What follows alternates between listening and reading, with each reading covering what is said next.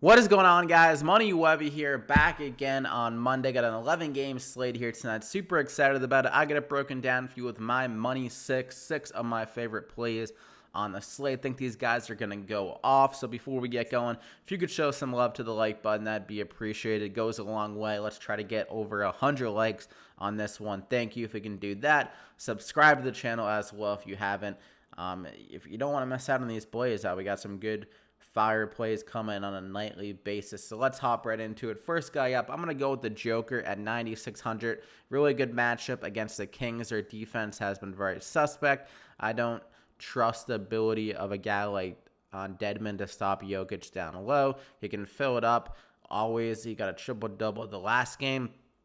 And in this matchup, I think he's going to be able to facilitate very well because I think they're going to score at will on this team. It's on the road, so maybe that hopefully keeps it a little bit closer as the Kings have been getting blown out. That's one thing that could be an issue, but the Nuggets haven't been playing that well so far, and typically they're a better home team. So I think Jokic is going to fill it up here tonight, be able to score at will, be able to get some assists, and he's always good for the rebounds. So at 9,600, I think we're having one of those other or another one of those explosive Jokic type of lines here tonight. So I'm going to go ahead and lock him in there as my first guy. And then we're going to go with LONZO Ball. This is only really if Jrue Holiday is out. I'm expecting him to be out currently. Obviously, we should get word before lock on this. I will be able to tweet out if anything changes with Jrue Holiday. We'll probably get this update on his status maybe around like 6:30, hopefully maybe even a little bit earlier. But LONZO Ball, really good game without Jrue Holiday on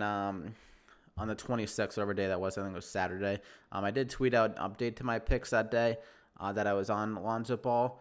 Ingram also went off, but Ingram's price tag as being, I like Ingram as well in this game, but it's just a better value in Lonzo currently at 6,300. Ingram's all the way up to 7,500 now, which is definitely makes sense. He's been going off, but I think Lonzo's a little bit safer for the production because he can fill it up more consistently on a nightly basis. Sometimes Ingram can just be like a scorer, and the rebounds kind of go away, but he's kind of like up and down with those stats. So I think Lonzo just has a safer baseline and also has that ceiling as he can get a double-double with points and assists here again.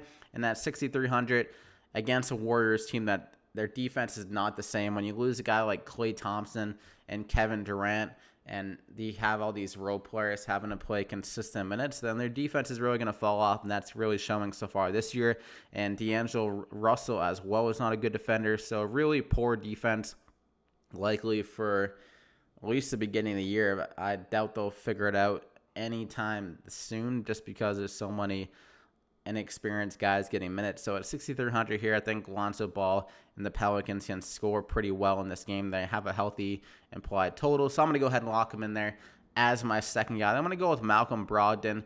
Similar thing with Lonzo. Jeremy Lamb looks highly questionable, doubtful. He didn't practice on Sunday, and Malcolm Brown went absolutely off. I recommended him this game against the Cleveland Cavaliers, where he dropped 54, DraftKings points at 30 and 10. Played pretty well against the Pistons. Game 1, the same matchup, got 45 DraftKings points, another double-double. And like I mentioned, with him playing the point guard, he's going to be that facilitator going forward without Oladipo, and especially without Jeremy Lamb, as he's really the only true kind of good guard, I would say, they have remaining on the team with those guys being out. And he's really going to have to carry the load in that perimeter scoring and also being able to find those good big man down low and Miles Turner and Sabonis. So he's really set up nicely to put up a lot of DraftKings points on a nightly basis with those two guys out. And at 6,900, price tag is still reasonable. I think he can get us close to 40 DraftKings points again, maybe even more if he gets another double-double. So I'm going to go ahead and lock him in there as my third guy. I'm going to go with D Rose. So we're going with two of the same guys from last video, but if it's not broke, don't fix it. D Rose has been super usage, 21 shots, 16. The guys has been unloading, and he's been really efficient too. Like, there's no reason for him to stop even shooting. They're winning, or they won this game, and they won the first game with him scoring very well. Jeff Teague is doubtful for this game, so it's going to be the D Rose show again. He still has potential to maybe see a few more minutes here if they put him in a little bit earlier. Maybe if they're losing to the Pacers this time out, they'll throw him in there a little bit earlier to kind of keep the game in hand. But at 5,400, I don't mind the price tag still. I think he's going to be able to score very well, and he has that ability to fill it up a little bit more just with his usage rate up so high this year. I mean, he got 9 assists game 1. I don't expect him to be getting that many assists per game, but it does add to his ceiling a little bit with the ability to get some assists. And also, he was very active on the defensive end. Hopefully that happens again here tonight. So I'm going to go ahead and lock him in there as my 4th guy. Then we're going to go with Russell Westbrook. So we're actually going with 3 out of the last 3 guys from the last video. I mean, all these guys did well: Brogdon, D Rose, and Westbrook. And same thing goes for why I like Westbrook. His price didn't really change much, only went up 300, but he's still going to be able to get his on this Rockets team. He's still going to be able to grab the rebounds. He's still going to be able to find these 3-point shooters wide open in this Rockets system, feeding into his assist, and he's going to be able to get his drive into the hoop. I mean, the Rockets offense is kind of set up perfectly for Westbrook to kind of get some easier stats because, like I mentioned, they have so many 3-point shooters spreading it out. Westbrook has some good spacing, can drive to the hoop, will get fouled a decent amount as we've seen so far, 10 and 11 free throws. Kind of similar to what's made Harden so good over the past few years. It's because the spacing is so good. He can get to the line. He can facilitate with all those 3-point shooters, and he can grab some rebounds as they're a pretty small ball lineup, typically outside of Capella. So all those things are working in Westbrook's favor. He hasn't even been seeing, honestly, I would expect him to see like 35, 36 minutes a game, which is kind of interesting. Maybe he sees a few more minutes in this game, or they just keep him at 34 again. But also, obviously, the narrative doesn't matter, but we still got the revenge narrative. If it was going to matter for someone, I feel like it would matter for Westbrook. I mean, this guy goes out of his way sometimes to be stat padding, just to grab some rebounds over centers, as we've seen in the past. And it's just going to be a game, I think, where Westbrook wants to fill it up and go off against his former team. So at 9,400, honestly, I could see him being chalky just with that narrative. And I don't mind it at all biting the chalk because I think he's going to go off in this game. He's going to try to prove a point, and maybe they give him a few extra minutes just because he's playing against his former team. I'm going to go ahead and lock him in there as my 5th guy. And also, I could see Harden being like a little bit more passive with Westbrook trying to get back at his team. And for my value guy, I'm going to go with Marquese Chriss.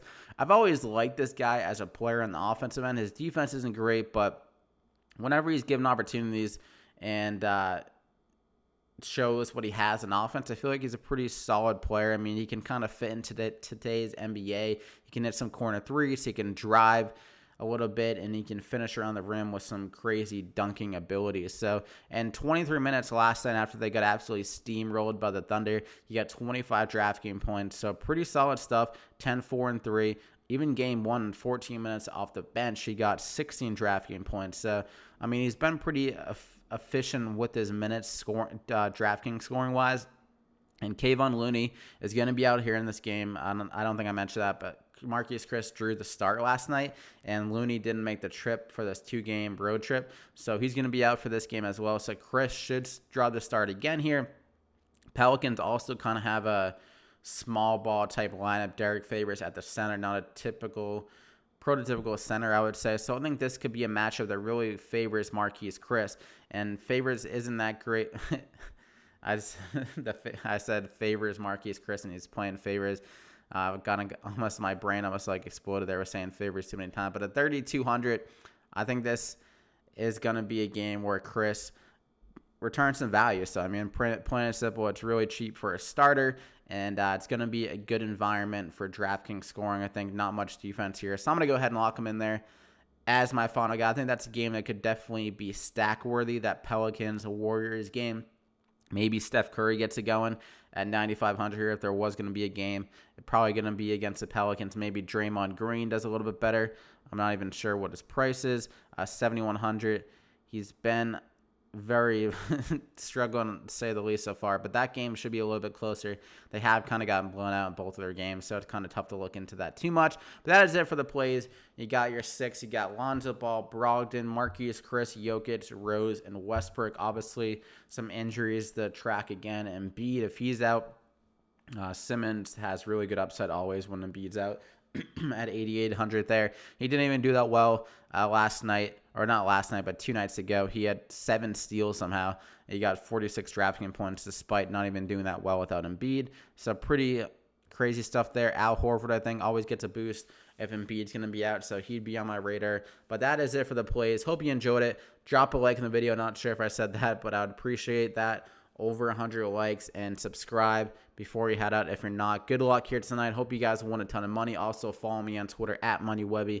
If I need to update any of these plays, the last time on Saturday when we had all the injury news, I just added a few guys to my favorite plays of the night, and I made a list of maybe 9 guys. So I might do that again if more injuries happen. So be on the lookout for that. Good luck, and we'll see you back here again next time.